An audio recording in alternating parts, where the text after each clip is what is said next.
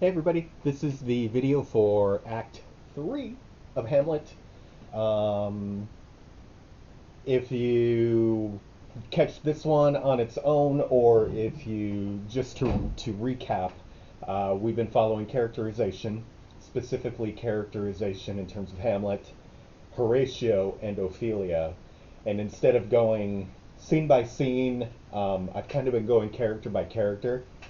What will be different about this video is we're going to start touching on theme because now some of the themes, the motifs, are becoming clearer. Not clear because we haven't finished the play yet, but at least we're starting to get an idea of what are the important ideas that Shakespeare is playing with um, in this text. And I especially want to start bringing those up because when we think about characterization, ultimately we want to think about how characterization affects the theme of a text and what an author does to a character or with a character in order to make us think that about the text. And it's especially true in this play. But let's go character by character like we have been. I'm going to start with Horatio because he gets the least amount of screen time in Act 3. We only see him in Act 3, Scene 2. Um, and essentially, all he's there to do is be a sounding board for Hamlet, right? Hamlet reminds him of the scheme in the beginning. Keep your eye on Claudius. Make sure that if he reacts at all to the murder of Gonzago, take note of it so that we can be sure that this is the right plan. And Horatio, yes, yes, sir, of course. What's interesting is that little section before everybody shows up where Hamlet is praising Horatio. And Horatio is embarrassed by the praise. And it's not even that Hamlet isn't gushing about him. He's just saying you're a steady person. You are trustworthy. You are someone that I can count on to always do the same thing, and it's usually the right thing. So it's not even like Hamlet is gushing to him about who he is. Hamlet is just saying, you're a good dude, and like Horatio can't take it. He's so embarrassed. So what's interesting about that is just the contrast between he and almost everyone else in the play, essentially. Uh, Definitely Hamlet. If we think about Hamlet, his foil, right, his opposite would be Horatio. And it's interesting that his foil is also his confidant in that, these two seem so opposite in terms of emotions and psychology, um, that you wouldn't think that they would be such good friends. And you definitely wouldn't think that Horatio would go along with Hamlet's crazy scheme of trapping the king in this lie. But that also speaks to Horatio's sense of duty, right? Which is a byproduct of being that analytical, non-judgmental, emotional figure, right? If what Hamlet says is true, and Claudius did kill the king, well then something needs to be done about it, right? And Horatio can't deny that he saw the ghost, even though Gertrude doesn't at the end of the act. But Horatio saw the ghost, where he previously didn't believe in ghosts. And he probably didn't believe that the brother of the king would kill the king. But one was proven to be true. Yeah, there are ghosts. So there is a possibility that this is true also. So he's an interesting character. I think if anybody in the play that he is closest to in terms of his um, characterization, interestingly, is probably Claudius, because Claudius is very even, even in his prayer scene in Act 3, Scene 3. It's interesting just how transparent he is, right? He doesn't try to fool himself into thinking that he will be forgiven, right? He talks about how I'll give it a try, but ultimately he admits that, you know what, it probably didn't work. Who am I fooling, right? So it's interesting that he's the most like him. All right, let's talk about Ophelia. Oh, poor Ophelia. Oh my gosh. Oh my gosh, she is just abused, especially in that first scene with Hamlet. Um, Unfortunately, much of her self-worth is defined through Hamlet, and probably Polonius as well, but especially through Hamlet. She goes through immense psychological torture, and we never hear her talk about her father the way she talks about Hamlet, right? That speech towards the end of their scene where she's, oh, this noble mind is lost. That scene, she really has a lot of admiration, right? You can surmise from that little speech that she did, in fact, truly love Hamlet and was flattered by his attention, and probably, like she says in the beginning of the scene, did believe that he loved her in return. So it's unfortunate that her self worth seems to be defined through Hamlet. Um, because he is awful to her. He is needlessly cruel to her in this scene and in scene two. Here's my here's a question that I'm kind of it's just an interesting thought experiment. Of course, we can't really say, and because we don't have any evidence, and also we don't have enough information about Ophelia to really say for certain what she would do in this circumstance. But how is this scene different if she doesn't know that Polonius is watching? Meaning, is she as aloof? Does she? My question is, does she fight Hamlet more for his love if Polonius is not watching? Right? If Hamlet did everything the same, would Ophelia be different? Would she fight more? Would she be more insistent that he really did love her? Would she express her love for him? She never says, I loved you. Hamlet just says, you probably thought I loved you. Well, I didn't. Ha ha ha. Joke's on you. So it's an interesting thought experiment of how is Ophelia different?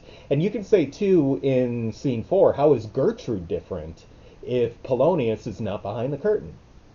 This is very possibly a very different play, if Polonius is not constantly lurking in the shadows. And as you'll see when you get to Acts 4 and 5, it is a much different play once Polonius is out of the picture. The only other thing about Ophelia is in scene 2, just it's painful to watch her try to maintain her dignity. She just got abused by Hamlet in the previous scene, and now he's making a fool of her in front of the entire court. This poor girl, all by herself, essentially. Her father's kind of a bumbling idiot.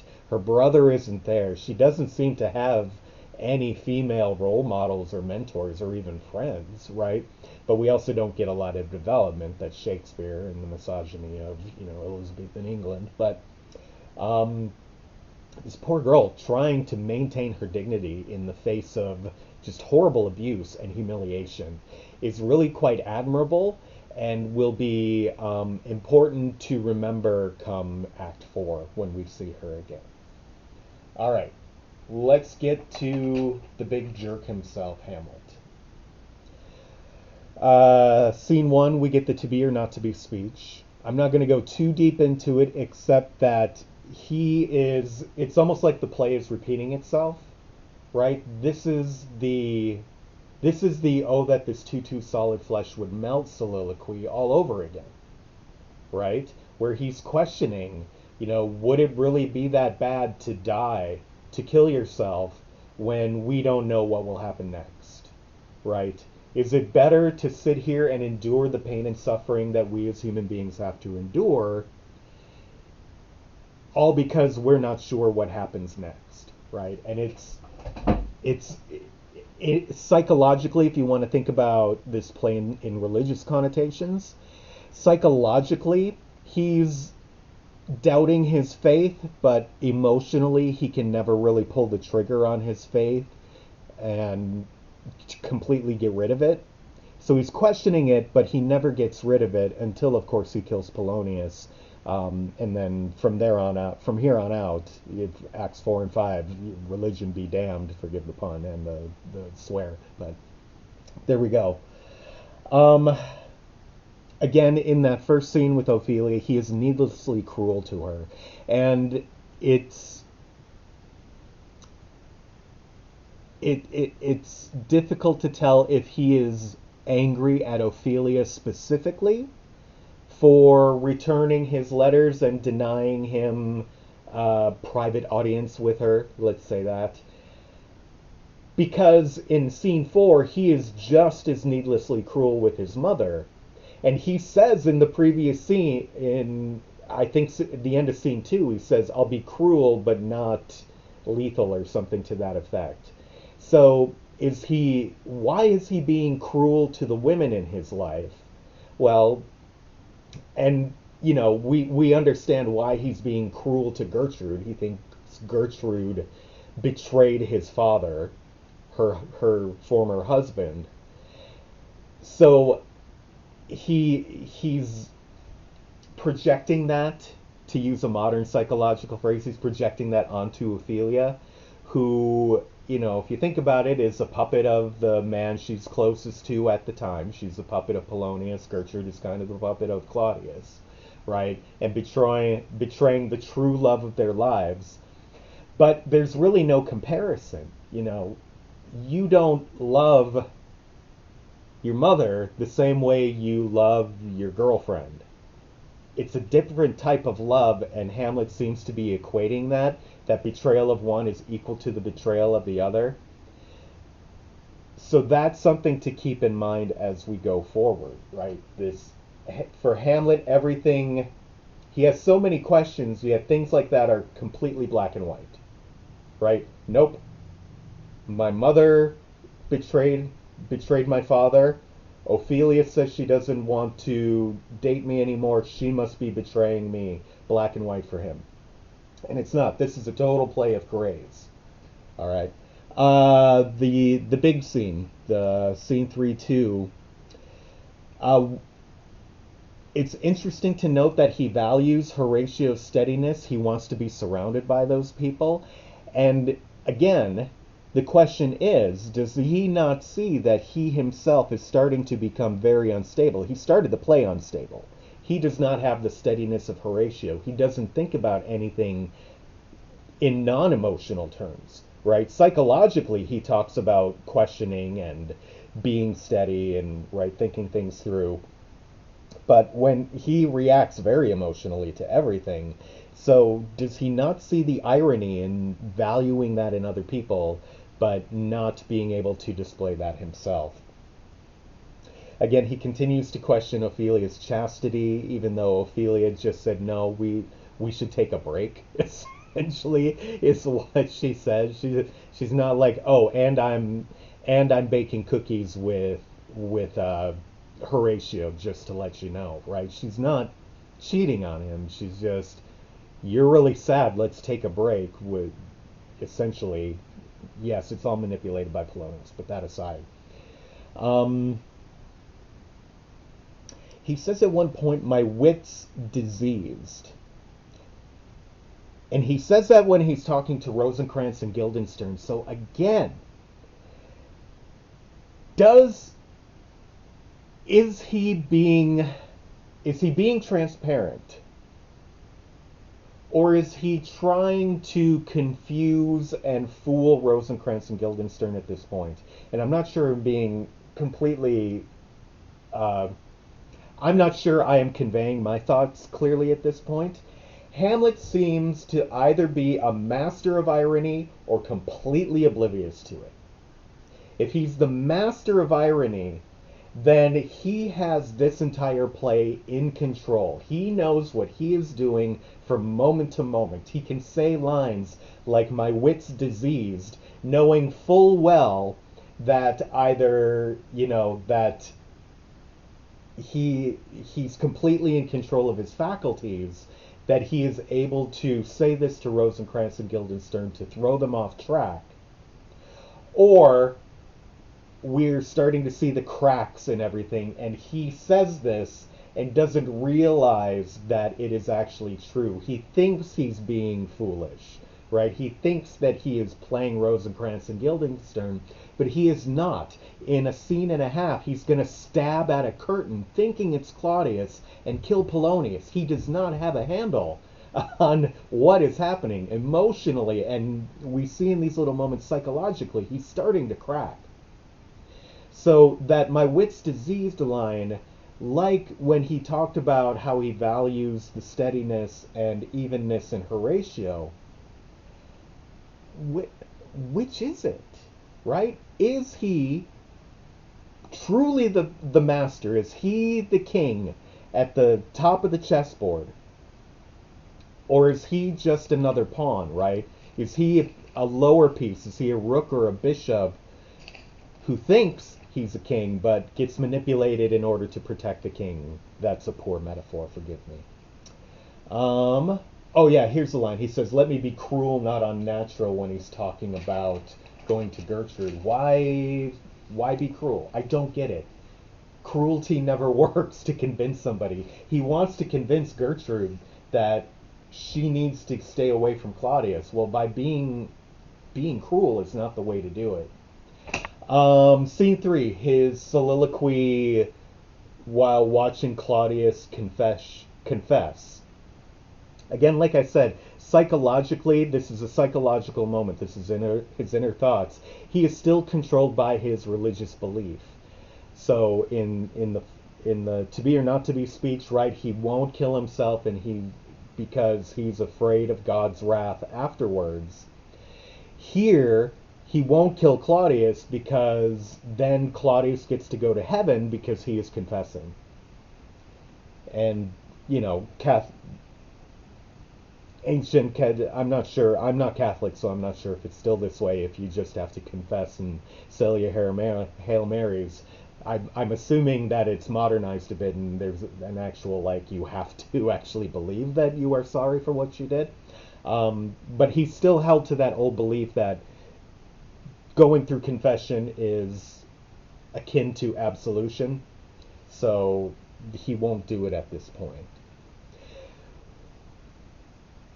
What another interesting thought experiment, and we're in Act 3, so we might as well experiment all we want, is he using religion as rationalization of his cowardice, right? Is he truly a coward, but he's just hiding behind religion to not have to act? He could do it. But the whole "he'll go to heaven while my father burns in hell" thing seems like a really weak excuse not to do it. So is he really just a coward?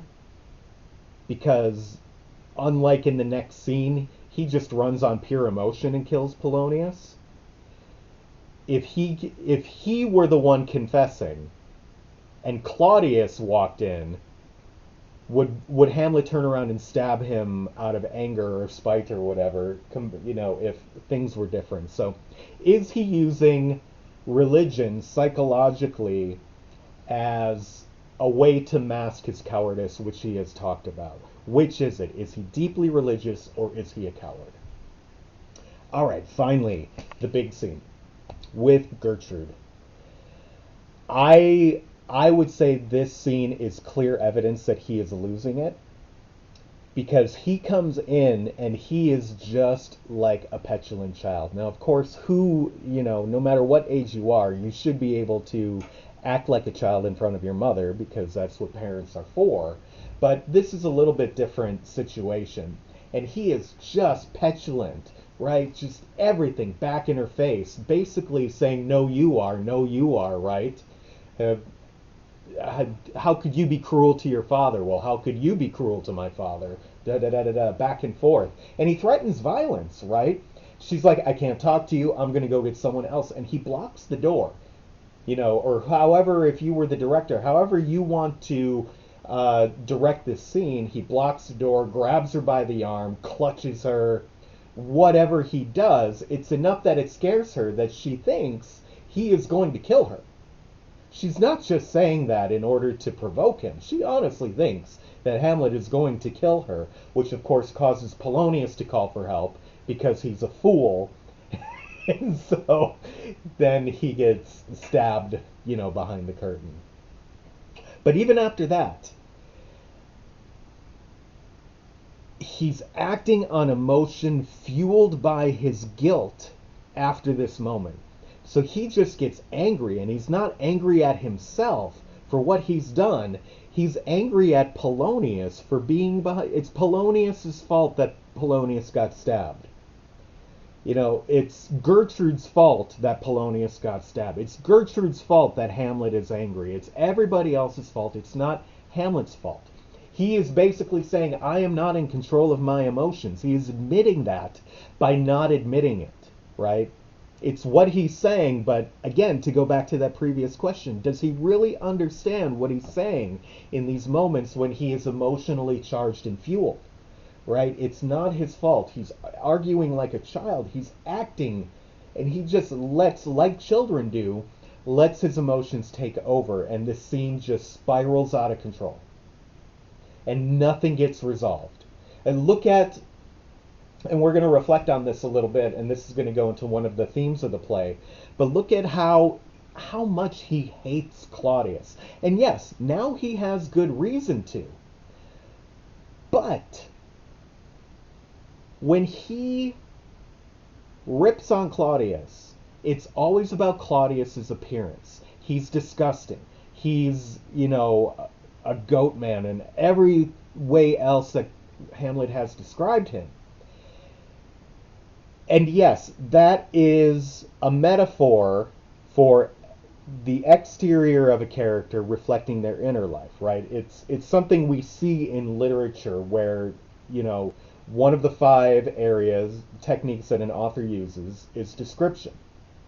Well, description is almost never just about describing a character. There's something else there. There's some sort of connotation. There's something metaphorical about that description that reflects something inward, right?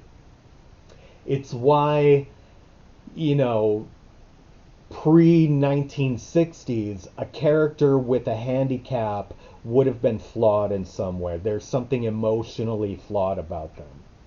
It's why in every 80s movie, the bad guy is the blonde-haired white guy, right? Because of what that represents. It's metaphorical.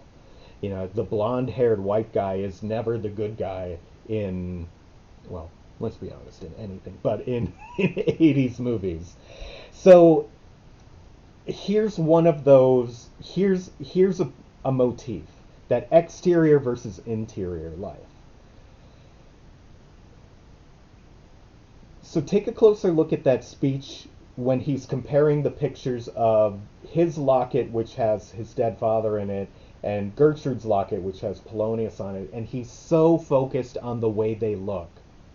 And that being some sort of indication of the man both of them were. Take a close look at that speech, and he puts so much stock, Hamlet does, in this being the outward reflecting the inner. He is doing that himself. Why is he acting crazy? Why does he have to do that? He never explains why. He just says, I might have to put on an antic disposition. Why? Because he clearly thinks that somebody's outward appearance, their description, is the same as all the other characterization techniques. Description is everything, is the same as dialogue, actions, reactions, and thoughts. So if he acts crazy, people will think that he's crazy. But this then brings us back to does he know that he is actually becoming crazy at this point? Or does he still think he's in control? Too many questions. Too many questions at this point. So for those of you in my class right now, if you're doing that third prompt, Hamlet and Horatio, Horatio outwardly is the same as he is inwardly. And Hamlet says that he values that. So surround me with people like that, while he is the complete opposite. Why is it okay for Hamlet and not okay for the people he surrounds himself with, when almost everybody in this play is doing that, And the only other person who's the same inwardly as they are outwardly, Ophelia, he's cruel and rejects. So why is it okay for him to have an exterior that does not reflect his interior, but not anyone else? Why does he get to be the liar? I'm not sure. Maybe we'll find out. But that would be an interesting thing to, if you're doing that third prompt about Hamlet and Horatio, to talk about how they both reflect that theme, right? And yet, I don't think you will be able to answer it. I would have to really sit and think about it for a long time. I'd probably have to read somebody else's thoughts on it before I could form an opinion, because it's a pretty deep question, and we're asking questions that may not have answers, like a lot of this play. Okay? So that's Act 3. Act 4 should be around sometime in a week or two. Of course, if you're watching this in the future, time is meaningless. So thanks for watching. If you haven't subscribed, please subscribe to the channel. And as always, if there's anything else you'd like me to cover, just let me know in the comments. Bye, everyone. Have a good afternoon.